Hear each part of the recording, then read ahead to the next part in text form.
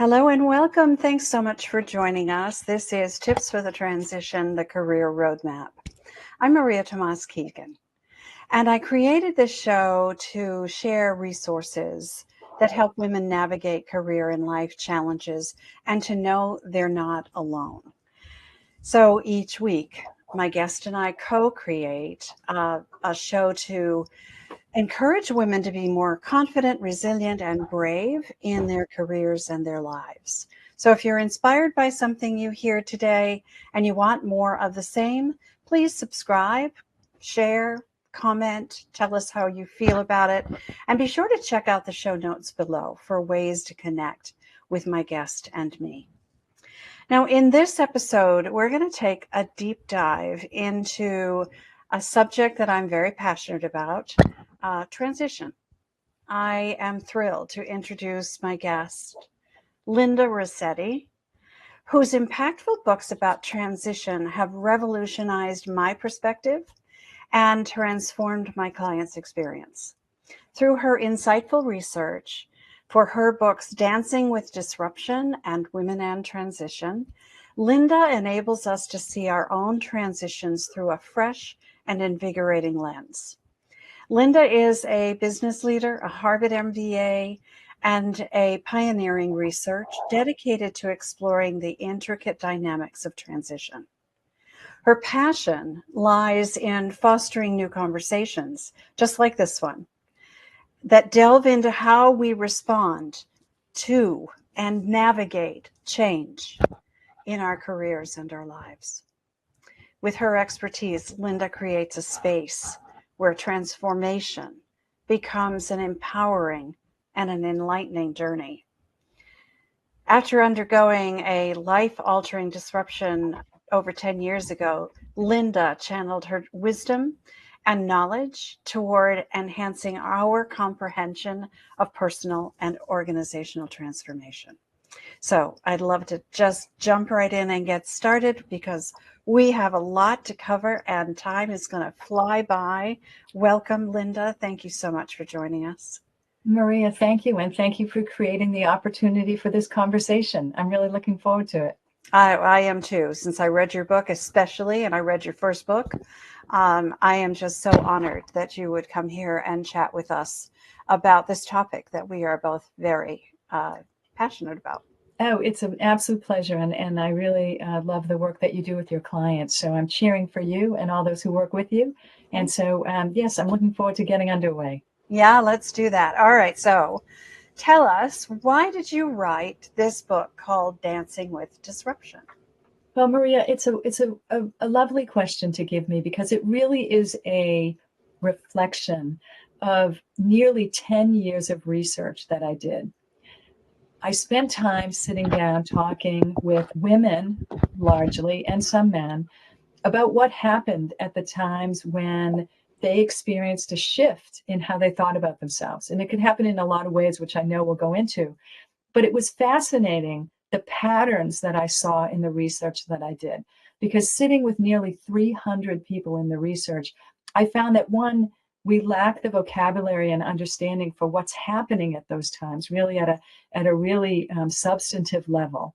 And I also saw that people who were willing to create a new conversation about what was occurring, more often than not, created a positive inflection point in their lives. And so I wrote Dancing with Disruption to try to bring fresh thinking to something that, by the way, is universal in our experience, even though we're really taught in our society to kind of tamp down or run the other way when we have these shifts or these thoughts about radical change. And bring not only new thinking to it, but also inspire people to take action, because there's real benefit to those who are willing to think differently and respond in a new way to these, transformative opportunities in our lives. I love that. I love when you said we don't have the words to express what we're going through. I remember that oh so well myself, and the women I work with now often come to me and say, I don't even know how to explain what I'm thinking and feeling, right? And giving um, the vocabulary to use is so important, because when we can express how we're feeling, not only do we then create community with people who are feeling the same thing, and then that's really when we know we're not alone, right? Because there are other Absolutely. people who feel the same thing. It's so interesting you pick up on this point, Maria, because it's one of the most fascinating things that I realized, not only from my own experience, but from sitting with all these other people. Without the vocabulary, there's no way that we can place our experience in a broader context, right? So without that context, very often we turn inward, right? We get this feeling of, oh, it's only happening to me. There must be something wrong with me. I have a significant flaw. I have a deficit, whatever it is. We go inside.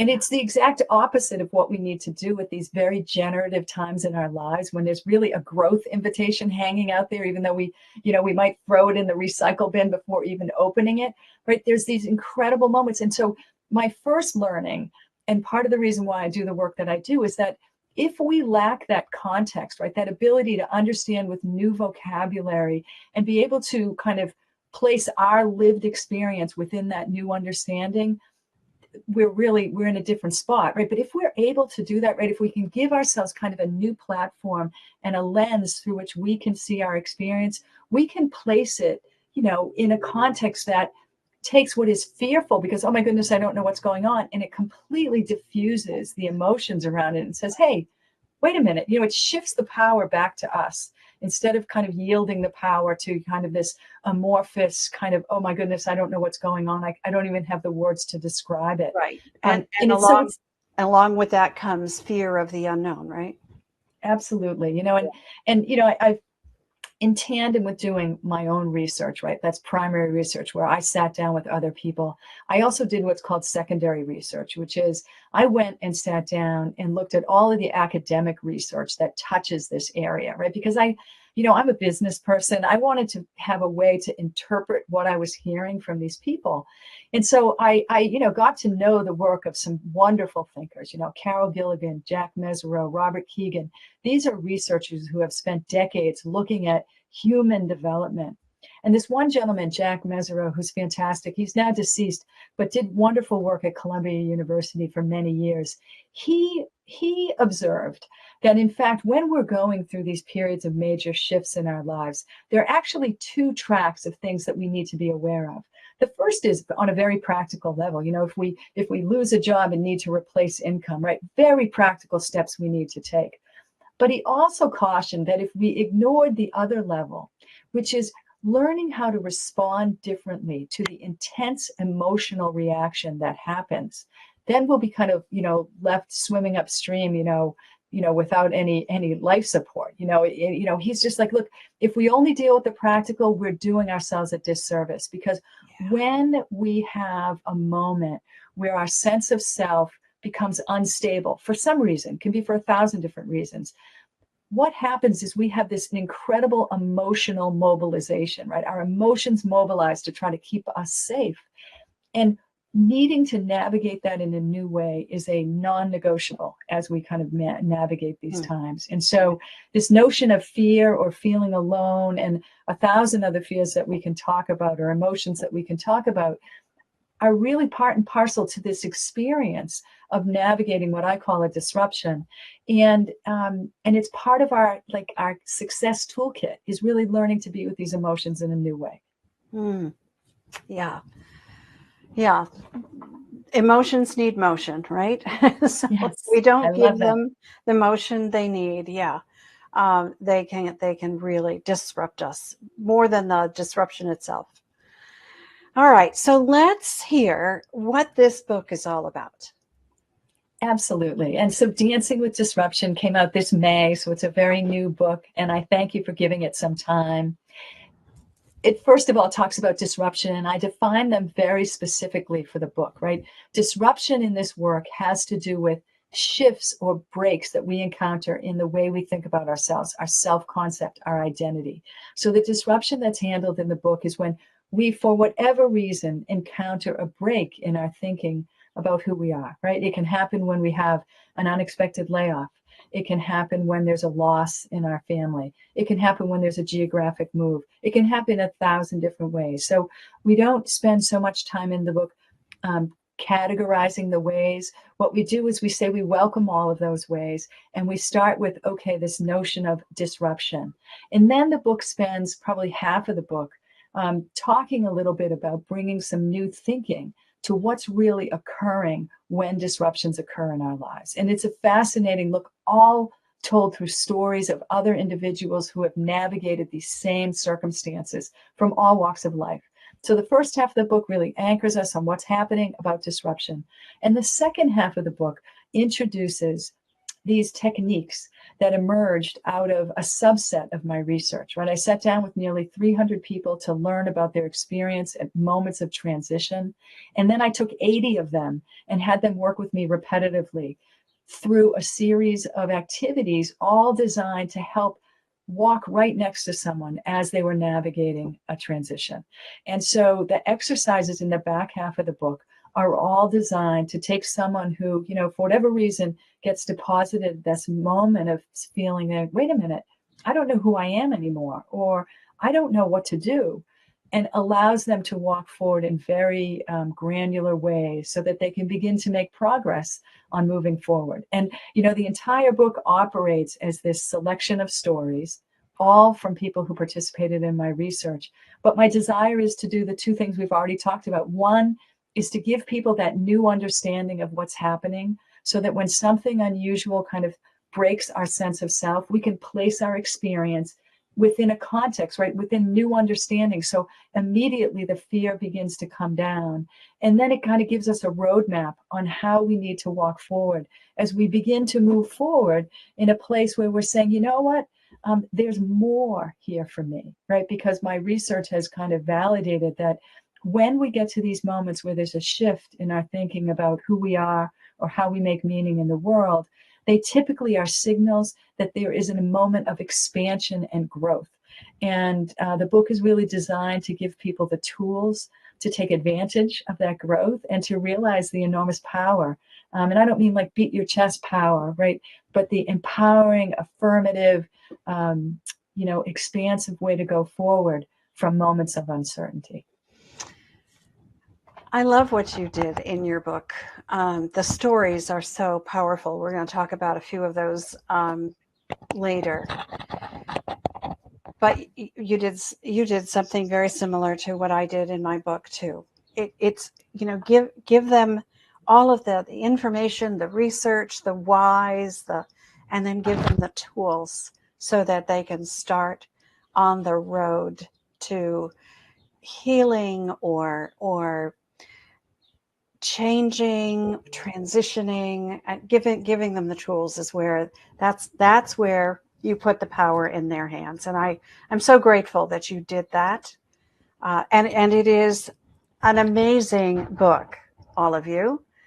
So you need to get it, and you need to read through these stories, because if nothing else, you're going to read a story and go, oh, I'm not the only one who felt that. I did that countless times through this book. And I teach some of the stuff that Linda does, and we still go through transitions, all of us. Well, Maria, it's a wonderful point you bring up, because very often we think the transition is episodic. It's like, oh, I'm just going to get through this. When I learned really, events can be a part of our experience of transition, right? That, we can have a layoff or a reorg at work or what have you that really leaves us in this very unstable place. But the one common denominator that goes through, and the only one common denominator that goes through all transitions, is this notion of turning up the volume on our own voices. And once we begin that process, it is an iterative, expansive route for the rest of our lives. Right? Very often we think the transition is the event. It's, oh, the remarriage, oh, the divorce, oh, the geographic move, oh, welcoming another child, what have you. And I learned that while those things can be a part of our transitions, the thing that really is happening in our transition is we're trying to connect in a new way to our own truth. And when I say voice, right, oftentimes I use the word voice, but when I use it, I mean our essence, our truth, the things that really are unique to us. And it really, transition is really this growth pattern that allows us to get closer and closer to what those things are. Because, oh, by the way, in the normal course, we are very often get decoupled from those things, not for any fault of our own, but we do. And so it's this pathway through this recentering on the things that really are important to us, that make us tick, and then giving ourselves the runway to turn up the volume, to let other people experience that in us. And that's really the beauty of transition. And once we begin that path, it happens again and again and again. Right. I remember one woman who was in my research, she said, I feel like it's now just a part of my body chemistry, right? It just, it is just who I am now. And it wasn't in the beginning, right? It was a learned place. So she had to give herself permission to go there. But once she did, it's a pattern that just keeps growing. Yeah, and so I call this process of learning putting tools in your treasure chest, because those tools are always available to you to pull out, dust off anytime something else disrupts things, and they make you think, it's like what just happened? And then the emotions come up, and then you realize, you know what? I've been here before. Not exactly in the same way, but I know what to do. I know that I'm evolving. I know that my values might be changing. My priorities might be shifting. Things in my life might be changing, but I know what to do. I love the treasure chest. I have an image in my brain already. I love it. Yeah, and we get to open that up at any point in time and dust off those tools. All right, so we're talking about disruption. Something comes to mind. One of the biggest disruptions that was global, the pandemic, right? We all felt disrupted by that for a couple of years, and there's an aftermath that comes with that. But I'd love to know how you see it. What is different about your lens into disruption? I thank you for bringing up the pandemic, because I think so many of us have been living with it kind of as this uber presence for so long. It's important to use it in conversation, because we all have an experience, right? It's a common experience for all of us. And I think it's interesting. Early in my research, I interviewed two people, both of whom lost their jobs in the early days of the pandemic. And they were both kind of managers at Macy's, which you all may know is a retail chain in the United States. And one of the managers, said, "Yeah, I lost my job. I'm working hard to, replace my income. All good. This is hard. It was unexpected, but I'm all there." And then her colleague, also who lost his job during the early days of the pandemic, said, "I'm having trouble resetting," right? That, being a manager at Macy's was so much a part of my identity. He's like, "Look, I'm not entirely defined by my work or the accomplishments I've had in the workplace," he said, "but this is a big shift for me. And I'm having a hard time, given all these other things that are changing, figuring out what to do." And Maria, I love those two side-by-side examples, because they're both in the pandemic, right? They both had nearly identical jobs. And yet they reacted very differently. And it brings up two additional vocabulary words that I use a lot in the book that I think might be interesting for us to put into this conversation. And those two words are change and transition. Because in a moment of disruption, we can respond in 1,000 ways, right? We can cling to the status quo. We can retreat to, behaviors that were successful for us as an earlier time, or we can change or transition. And I'm oversimplifying it, but those four are generally the buckets. And changes, when we're in the face of a disruption, have to do with maintaining our self-concept, right? We have a static self-concept when we choose change in the face of disruption. We make variations and alterations, right? But we're not really changing our thinking about who we are. Transition is very different in the face of a disruption. Transitions allow us to recognize that there's a shift in our thinking about who we are and how we make meaning in the world. And we welcome instability in that self-concept for a time. So changes are alterations or variations on a static self-concept, whereas transitions honor this notion that there's a shift in what holds value or meaning to us. And we make activities in concert with this notion that we are welcoming instability for a time, but we're re-examining the assumptions upon which we anchor our self-concept. And in that re-examination, there are some things that we may toss away and say, you know what, it's outlived its useful life. But there are other things we may turn up the volume on or welcome new. So it's a very fluid state when we say, you know, I need to respond to a situation like a pandemic, right? There are some who will say, yep, I've got a lot to do. This is hard. I'm going to be, resilient, but I'm maintaining my sense of self, right? I'm maintaining a static self-concept. And there are others who, in the face of a transition, are going to be like, you know, this might be an important time to reevaluate because I can see that there is a shift in some things that hold value and meaning to me. And this is important and I want to honor it.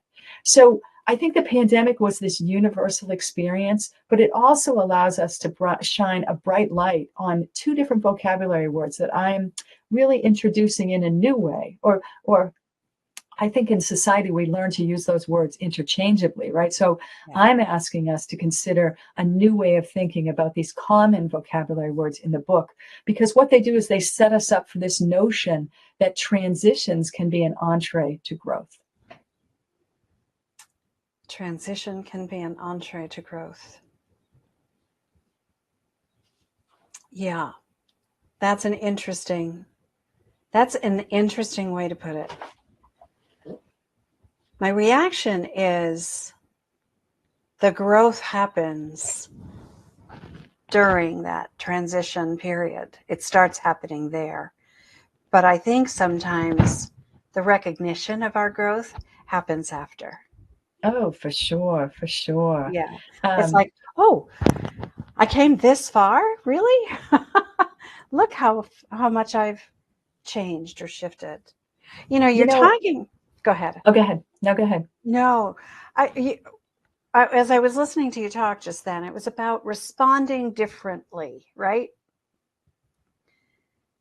And I read so many fabulous stories, and I know that you've done such a ton of research for both of your books.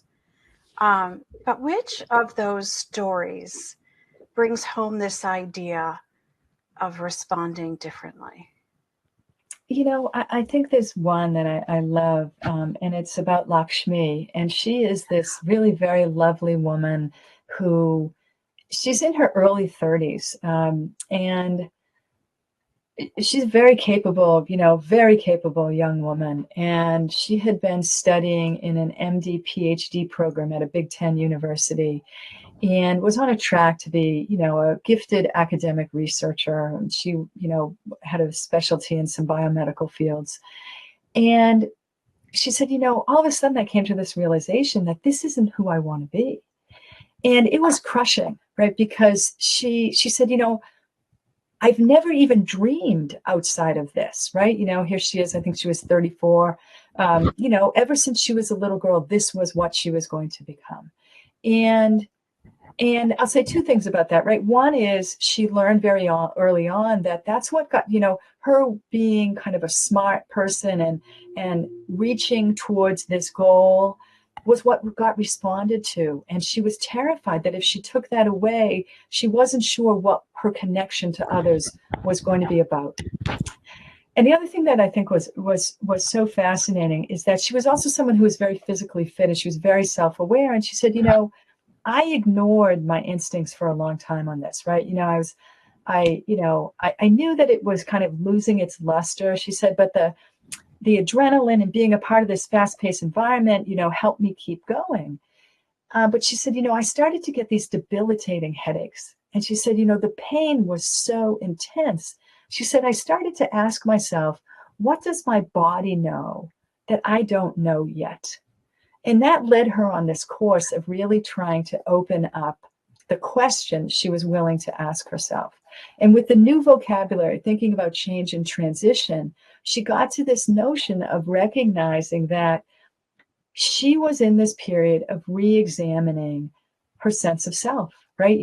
Was she going to be an MD, PhD, or was she going to be something that could leverage those skills, but express them in a different way? And I think so to answer your question, Maria, the first thing in responding differently is asking ourselves new questions. And that can be hard, but much easier if we bring a new lens, right? New vocabulary, new ways of understanding what's happening. And what ultimately happened is Lakshmi began to reach into new ways to use her talents. For a period of time, she joined an AmeriCorps program and taught some science in the public schools. It wasn't like a dream job for her. It was a first step to allow her to catch her breath outside of what was a increasingly physically debilitating environment. And from that, it was fascinating because she recognized that was one of many small steps, right?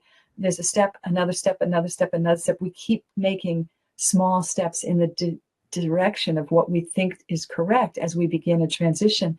And ultimately said, she related some comments that some new colleagues of her said about her. She said, I'm thought of as a leader and that I'm funny. And she said, this is startling to me because I never thought of these characteristics, let alone thought that I could express them and be thought of in this way. And so, Maria, I love her story because she's representative of many stories in the book, right? She had a crushing realization. She began to ask herself new questions. She used the information in the book to help her move and take a step and then another step, right? Some people believe that when we make these decisions, it's like one swing of the bat and all of a sudden we're deposited in a new place. When in fact, my research reveals that it's really an iterative process that's informed by a growing awareness of what holds value and meaning to us. And that process is what gets us to places, that Lakshmi landed, which said, she's startled. That was her word. I'm startled by what I've learned. And ultimately, she also expressed something that I think is very, very important in transition. We get to know ourselves through connections with others, right? She really got to test out her new expression of who she was in front of other people, a community that allowed her to kind of add oxygen to her wonderful skills. And through that, she learned about who she was in an entirely new way. Yeah.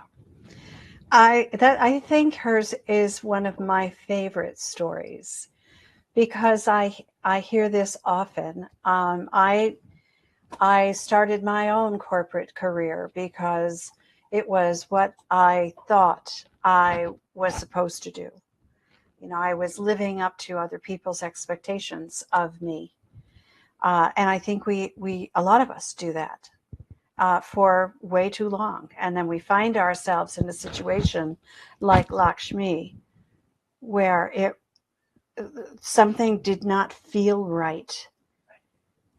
And she was brave enough, and it does take courage to take a new look at this and to just kind of throw everything up in the air and go, what questions do I need to ask myself that are different than I've ever asked myself before that might put a new spin on this for me? It is incredible. And, you pick up on something, Maria, which is, reflective of your deep wisdom on this topic, because she recognized that at a point in her life, this identity that she had fostered and added to and cultivated for so long was really rooted in some expectations she had adopted from those around her. Right. Right. And that is a very common way we all enter adulthood, right? So absolutely.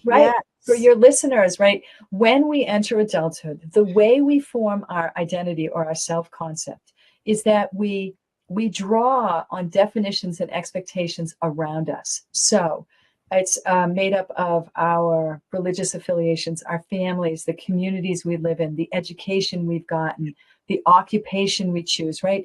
When we create an identity in our early adulthood, we're pulling from all of these places to form this trial balloon, right? This cohesion.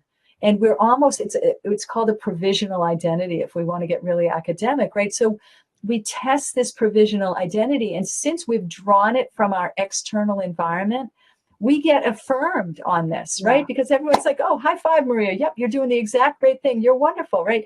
Because what we're doing is we're creating this composite based on little fragments we've adopted from around us. Right. And when we go, like Lakshmi went through a radical, she calls it a radical transformation, right? Because so much of who she was changing. When we go through these transformations, right, what we're doing is we're re-examining the assumptions that we use to define ourselves. And we say, you know what, I picked up that one and, that one doesn't fit anymore. I'm going to put that on the back burner. Right. And it's this process of really, this lovely researcher from California, her name is Ravenna Helson. She's about 92 now. She's a lovely lady. She worked at UC Berkeley for many years.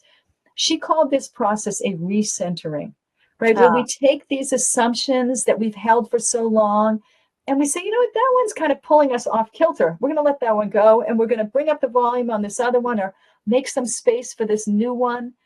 And this recentering is really this lovely transformative process that is open to all of us. But as you said, Maria, it takes courage. And I think from my side, we need to educate. If we educate ourselves on what's actually happening, it takes less courage because it isn't so scary once we understand what's going on. That's so true. That is so true. I love the phrase that you used a moment ago, give oxygen to. That conjures such a great image for me because it's putting air around new ideas and new ways of thinking that allow you to hold it up and look at it differently than you've ever looked at it before. And, so often you mentioned this question. I get the most common question I get from that women are asking themselves from my clients is, who am I now? Who am I now that things are changing? Who am I now that this happened? Right?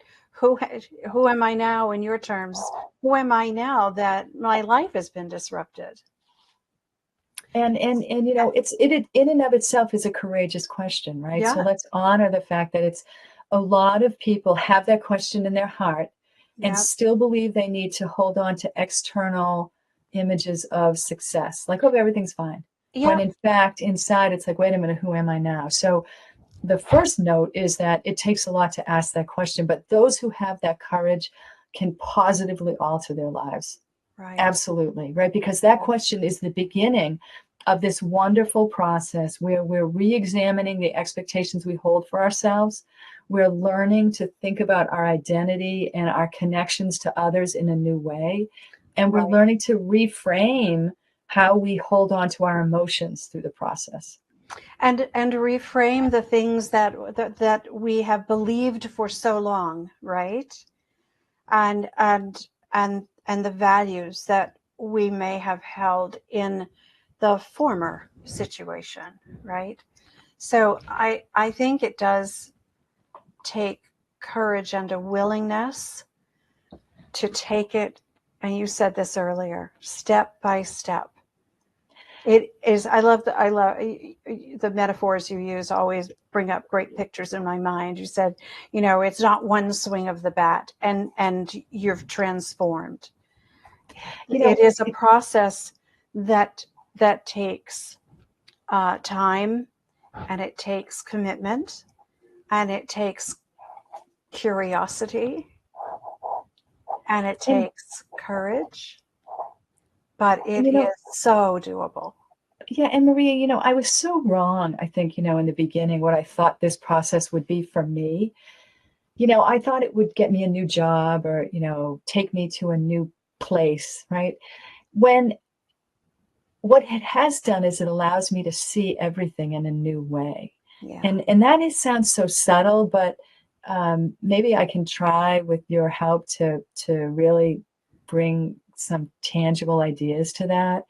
You know, there was a woman who participated in the research who said, she went through an unexpected divorce and was really just crushed. And she said, my whole life, I never believed that I would be anything other than a mother and a family person.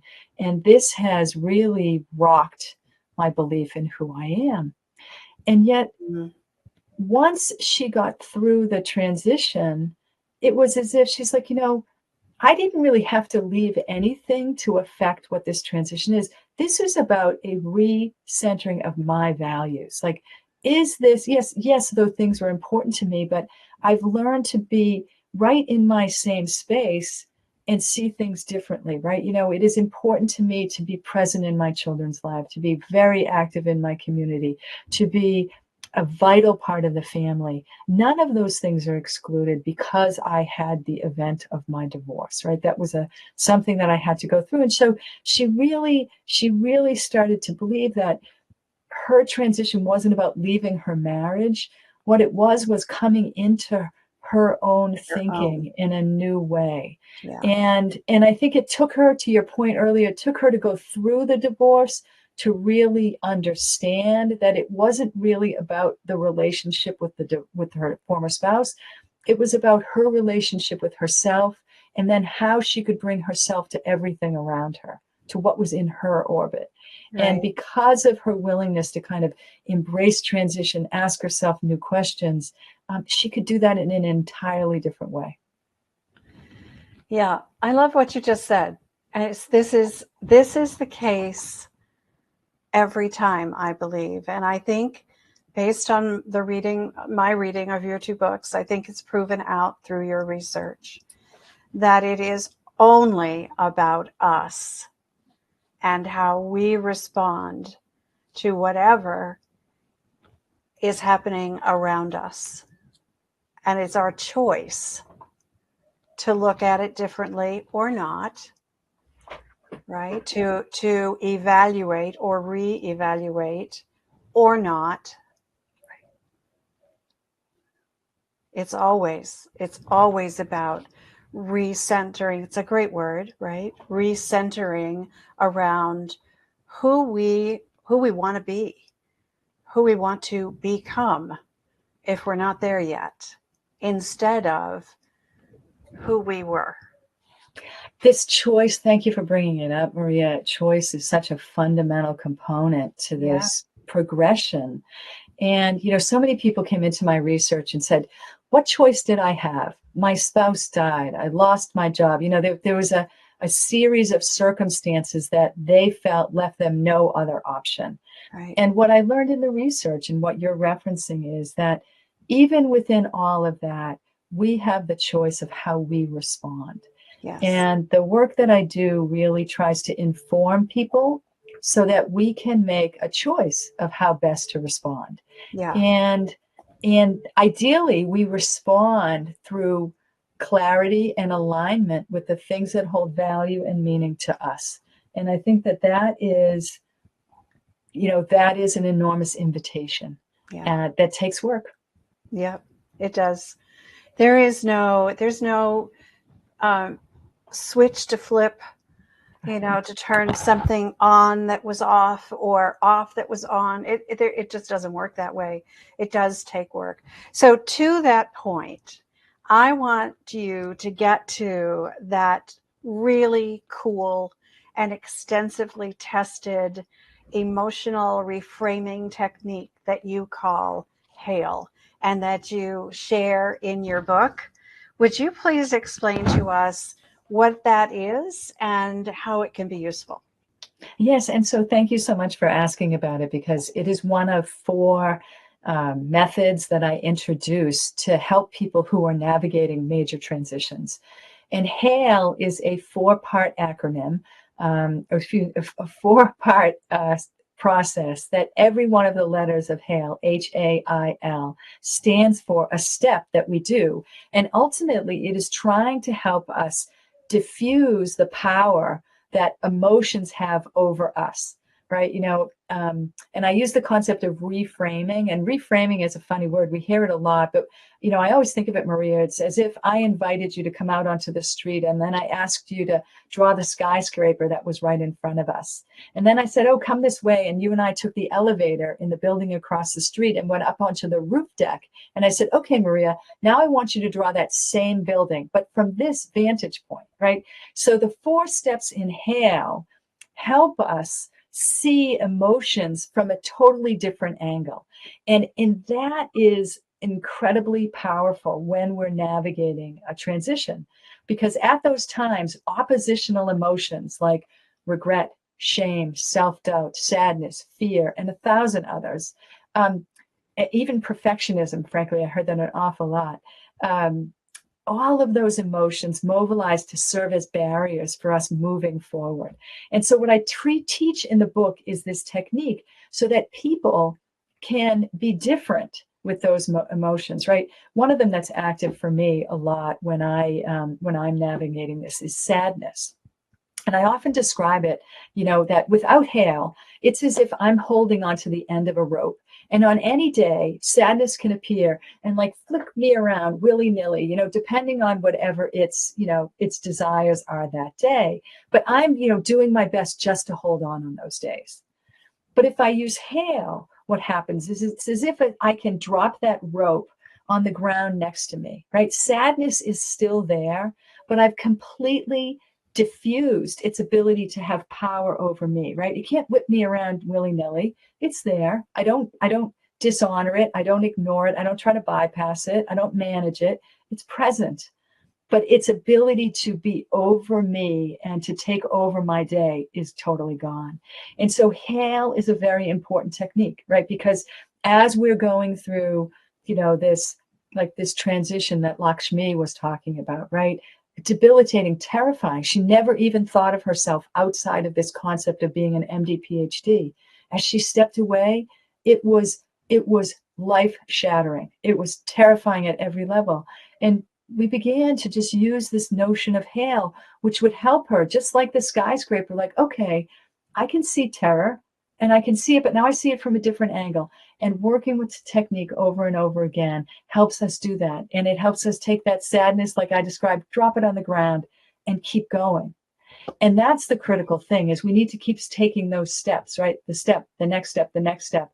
And if we don't have a new technique to handle the oppositional emotions that come, we can get sidetracked for days, months, decades, going off, instead of really continuing to make progress. And so I love HALE because HALE is a very simple, practical tool that everyone can use. And I've tested it, through my formal research, and I use it all the time in my work now. And I train coaches on it. It is a very substantial tool, and it's one that always generates enormous new thinking. Yeah, and it's powerful. Just the way you explained those 2 scenarios you explained, the different, the seeing the building from a different perspective. That reminds me of my very favorite quote by Wayne Dyer: "When you change the way you look at things, the things you look at change." Yes. And that is so true. And then the rope, just dropping the rope, just dropping the sadness, doesn't mean it doesn't exist anymore. Right. But the fact that it no longer, you've just taken its power away by dropping it instead of holding on for dear life. And like you said, flipping you around willy-nilly. You reminded me so much of my Massachusetts roots when you said that. My mom used to say that all the time, willy-nilly. But so it powerful tools, more tools for your treasure chest. And the more tools you have, the more they can help you and the more you'll have as resources. So depending on what the circumstances are, something that you learn in HALE may help you. All right. So Linda, there's one last story I can't wait for you to tell. I don't want to give away all of the great stuff in your book, but there's this one story that is really powerful. It I sat up and took notice of this one. It's about the sightless man. And I think he said something like, he sees more now. Would you tell us that story? Yeah, I actually have tears in my eyes, Maria, even thinking about it. He was such an incredible person. Yeah. And,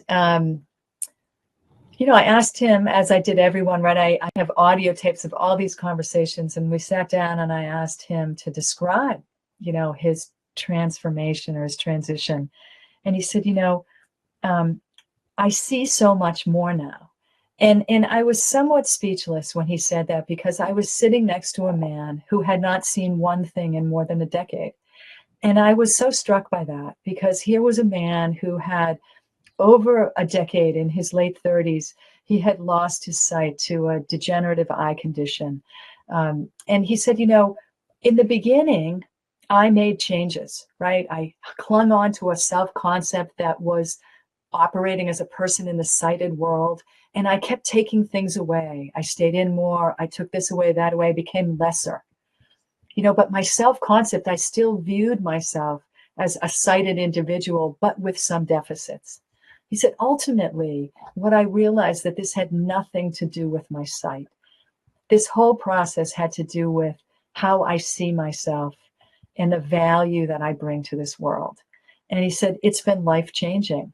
And he doesn't believe that his diagnosis and his sight impairment is really what his transition was about. It was really about him. And he goes on to tell an incredibly riveting story that talks about how he shifted from being in a deficit situation to one of unbounded growth. And, I remember when we were finishing our talk, he sat next to me and he said, I don't know what you look like. I have no idea what you're wearing. He said, but I see people in ways that I never imagined. And so, Maria, I can't say more other than to ask people to go to their local library or choose the book somewhere that they buy books or audiobooks. But it is one of the most powerful exchanges I've ever been in, and I'm delighted to share with people on the page what would happen. And I'm happy to note that you grabbed it, because that means I must have told the story at least in a decent way. Oh, yeah, it's powerful. I loved that story. There's so many stories to love. And, by the way, there will be a link to get Linda's book in the show notes. So don't go looking too far, because we're going to drop it right there for you. Linda, we have so much more to talk about. You and I have already talked about this. We're going to bring you back. We're going to do, another very different conversation, I am sure, because there's so much good stuff in your research and in this book, and in your previous book as well, Women and Transition. But before we wrap up here, I'd love for you to just kind of put a bow around this for us. Share with us some key takeaways that the people watching can just kind of latch onto and go, oh, I haven't thought about it that way, or I could try that. Give us some, we call this show Tips for the Transition. Yes. For a reason. So yes, so I thought of two maybe that we could share, right? The first is, okay, I invite you to think differently about these moments when it seems like, the world is coming upended, undone, or you're questioning in a major way, who am I? I invite you to consider that these times are invitations for growth, and ask yourself, what might that growth be about? Curious, right? Turn your curiosity to yourself. That would be my first tip, right? And I admit at those times it's really hard. Believe me, I've been through my own very wrenching transition, so I get it. But just, play for a minute and turn that curiosity as to what might be. If this is happening ultimately as the beginning of opening up a new path, a yellow brick road, what might that be about? I invite you to entertain it as an invitation. And the second thing I would say is, see if you can't honor the emotions that are coming up, right? Because by the way, if you're in this spot, you're going to have plenty of emotions. And when I say honor, take a moment, use your phone's, record button, or write them down, or, make a mental note. and just honor the emotions. Hey, welcome anxiety, hello regret, welcome back perfectionism, whatever they are. Because as we welcome emotions, right, we acknowledge, we name them, we give them a name, we value them in a way that is unusual, and we begin the process of diffusing their emotions over us, right? All of a sudden, the emotions are the emotions. We are not the emotion, right? They're not a character trait. They're an impermanent state. And so do yourself a favor by taking that first step. And I invite you to take many more steps if you have time to get the book. But take that first step and just name the emotions that are present. Because I think even in that, you'll feel the power begin to shift. That is so true. When you just honor, what it is, and just say, I know you're here to help me. I know you're here for a reason. Right. And then be curious about what the reason is. Right. So those two go so well hand in hand. Linda, thank you so much. I know there's a lot of people who are going to want to get in touch with you and learn more about you. What is the one best way they can do that? The easiest, simplest way is to go onto LinkedIn and message me there. It's the easiest way. And I'm always honored to say hello. I'm happy to be a resource or help in any way. And Maria, I can't thank you enough for creating the space for this conversation, because it's been a pure delight. Thank you. It is I who am honored to have you here. I love your book, and I am just loving you even more having had this conversation. So I look forward to the next time that we can do this again. I do as well. Great. All right. So everyone, thank you so much for staying with us, for watching, listening. I appreciate that you're a part of this community. And if you enjoyed this episode, as I said before, please subscribe or comment or click a star, whatever, to tell us what you thought. As I said at the top of the show as well, I love creating and sharing resources for women. Plus, as a career and life coach, I work with women to help them navigate challenging times more quickly and effectively. So if something in this episode resonates with you and you'd like a fresh perspective, remember we talked about perspective today, please continue the conversation with me in the Career Transition Roadmap private Facebook group. I would be delighted to, and if you have any questions for Linda, I'll be sure to pull her in to answer them. So join us there. And then let's meet again here next Wednesday, same time, same place. Because you know what? I believe it's our time to thrive. So let's thrive together. Till next time, I'm Maria Tomás-Keegan, helping you turn transition into triumph.